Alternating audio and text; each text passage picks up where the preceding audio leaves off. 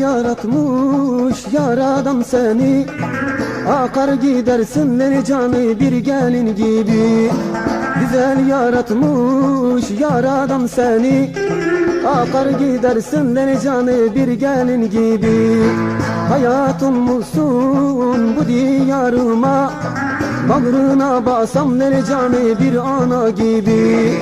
Hayatım musun bu diyarıma, bağrına basam lele canı bir ana gibi. Hey çemmu çemmu çemmi Diyarbakır, oy çemmu çemmu lele canı çemmi Diyarbakır. Hey çemmu çemmu çemmi Diyarbakır, hey çemmu çemmu lele canı çemmi Diyarbakır.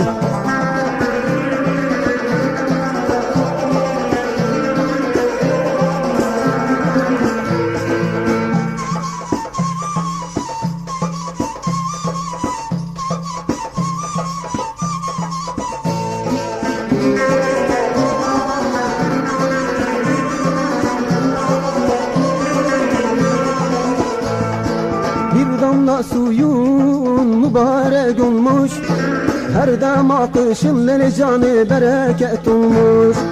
Güzel Diclemsin, vefalı yarsın, bu güzelliğin lele canı bana dert olmuş. Güzel Diclemsin, vefalı yarsın, bu güzelliğin lele canı bana dert olmuş. Hey çemmu çemmu çemmi Diyarbakır, oy çemmu çemmu lele canı çemmi Diyarbakır.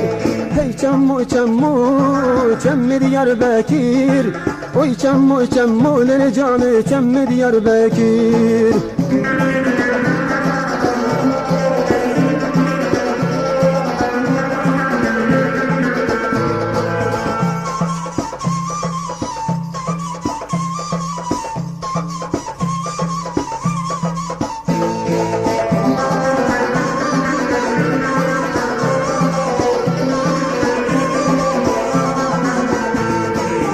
Kayasından bakarlar sana, görelmez olur lele canı can gelir cana.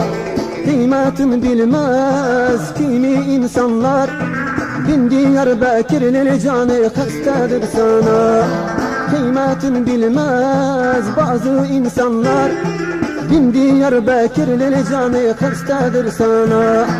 Hey çemmu çemmu çemmi Diyarbakır, oy çemmu çemmu lele canı çemmi Diyarbakır.